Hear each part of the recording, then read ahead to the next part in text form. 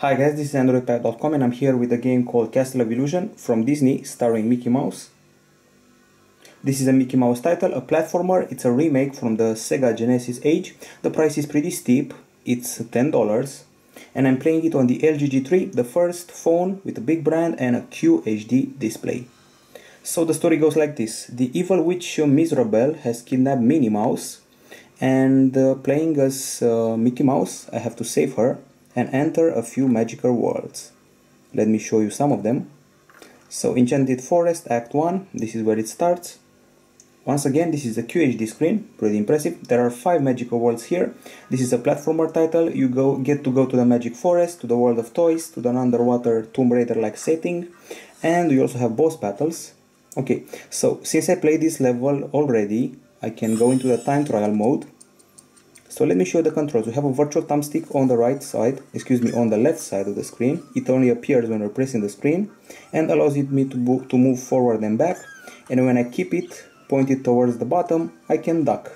I can collect gems, jump on the heads of characters to kill them, so to say, although it's a children's game, so I wouldn't exactly say kill them. I can collect stars to increase my lives. And aside from jumping on heads, I can also throw apples at them or various balls that I will collect. The graphics are beautiful. As you can see, they were remade for 2014, so it's not exactly all Sega Genesis here. I just took some apples and pressed the red button here to throw them. In order to jump, you have to press the right area of the screen. The game is pretty responsive, although the controls aren't exactly very good, particularly the part where you have to duck while you're navigating on a leaf. Okay, so collecting more gems, trying to avoid traps, get more lives, trying not to fall into a pit. And this is one of the cutest parts of the game. There are directions pointing everywhere, and you have to follow all of them till eventually you reach an area that's actually the right one. Cute music in the background, colorful graphics. And finally the last direction goes here. And that's the part that I find to be most annoying. You have to really test your reflexes this time. I just missed a leaf, and if I miss this one that's coming here, I will probably die, and I mean Mickey dies. Here we go, here goes nothing. I just collected some apples. I have to jump past this, and now I have to duck and jump again with the proper sequence or die. I just jump on top of a spider and then I fall to my death, and that's pretty much it. Okay, you can exit to castle and try another level. There are basically 3 levels in each world, and the 3rd level is always a boss. Sometimes it's a very annoying boss. Let's see the first one.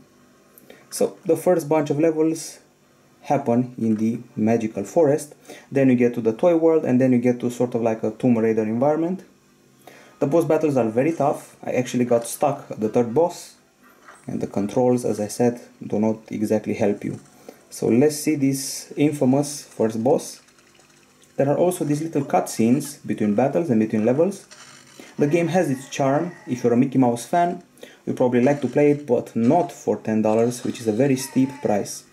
Okay, so this guy is rolling right now. I'm trying to avoid his rolling. And then I have to jump on his head. So I wasted one of his lives. He's rolling again, coming back. It's all about patterns. If you play the levels long enough, you know what to do. Jump on his head again. He gets angry. This time he starts to jump. You have to also avoid this pattern in order to survive. And he combined the jump with a roll. He wasted another life. And let's go again. He's angry again. Quite repetitive, I have to say. But the level design is truly fantastic. I found myself in awe in some of the levels where you actually had to solve a puzzle by looking into a mirror in order to walk on platforms. Let's exit to the castle and show you those beautiful toy levels. Everything is childish, everything is pure, well designed, well rendered. So the level design is very great, the graphics are great, music is, well, pretty much okay, but the controls spoil a bit of the fun. Okay, so let's actually try and find that beautiful level in Toyland. The perspective changes from 2D to 3D and back especially in this area. This is a game that was made in 1990, so it's very old, but it has been remade to the modern world. It's a very hard game. Back then the platformers were hard, not like the games today. This is an area where I will always find toys, clowns, toy soldiers, and I can actually throw little balls in order to open up presents. Toy soldiers, airplanes, a clown on a dangerous wheel, and other cliches. There are playing cards everywhere. It's like Alice in Wonderland, only with Mickey Mouse. Okay, so soldiers are coming. You can either avoid them or throw balls at them, so you can proceed. I can actually take a life here. Whacked another clown. Going further, the perspective changes. This is the platforming part, where you actually have to do a bit of thinking.